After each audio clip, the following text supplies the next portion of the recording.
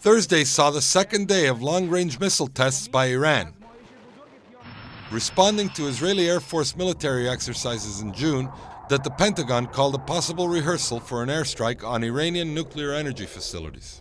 This at a time when the U.S. Congress is pushing through a bipartisan resolution, H.362, that calls for more economic sanctions against Iran, including an embargo against any imports of refined petroleum and stringent inspection requirements on everything entering Iran by land, sea, or air. This would require a naval blockade by the U.S., which some call an act of war against Iran. A similar resolution is being considered in the Senate. The Real News Network senior editor Paul Jay spoke to scientist, author, and professor Muhammad Sahimi of the University of Southern California and a member of the Union of Concerned Scientists. Thank you for joining us, Professor Sahimi. Thank you for having me in your program.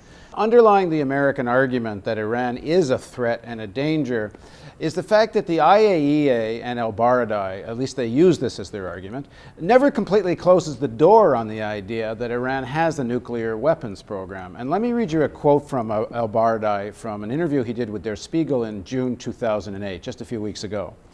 They have concealed from us, speaking of Iran, in the past, but that doesn't prove they are building a bomb today. They continue to insist that they are interested solely in using nuclear power for civilian purposes.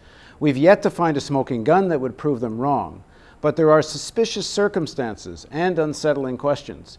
The Iranians' willingness to cooperate leaves a lot to be desired.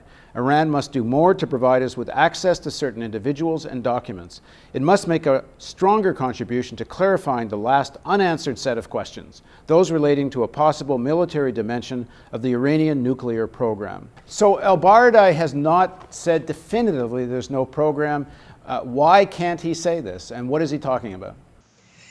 Well, there are several issues that we need to address. First of all, it is repeated again and again that Iran had a secret nuclear program for nearly 20 years, and Iran deceived the international community about its nuclear program.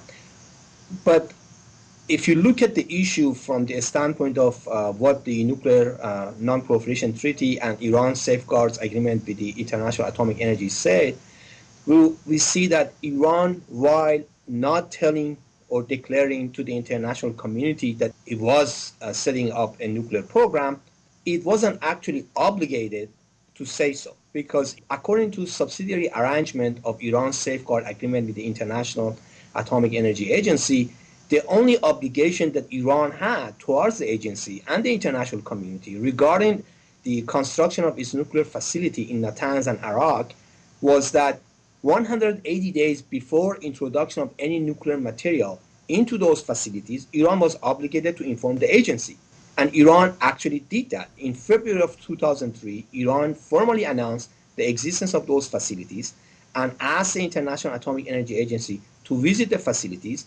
And then in summer of 2003, Iran started introducing nuclear material into those facilities. So from a legal point of view, Iran did nothing wrong. Iran did not violate its obligation. But El-Baradei himself, who's clearly a very critical figure in this drama, he himself does not seem persuaded that there is no program. He doesn't seem to be persuaded they're getting enough cooperation. Is Iran holding back now things that El-Baradei needs to be able to give them a completely clean bill of health? And if they are, why are they?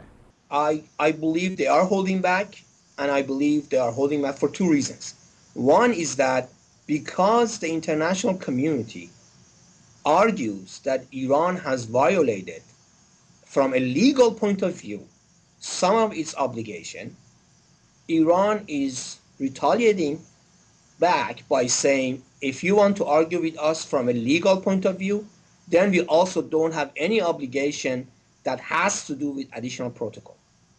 As long as we haven't signed the additional protocol and we haven't ratified it, we have no obligation to tell you more than what we already have told you. That's one reason I believe, and that's my personal view.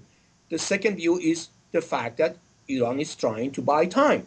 Anybody with any objectivity can see that Iran is trying to drag this process to buy time so that it can complete its mastering of nuclear fuel enrichment technology.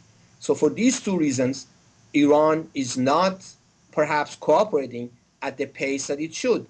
But I emphasize again, in my opinion, there is no nuclear weapon program in Iran, a secret one. In my opinion, Iran has no intention of making a nuclear weapon. Iran wants to put itself in a position such that if an international crisis arises and there is an external threat to the national security of Iran, Iran can be in a position to make a nuclear weapon in an emergency as a deterrent against a foreign threat.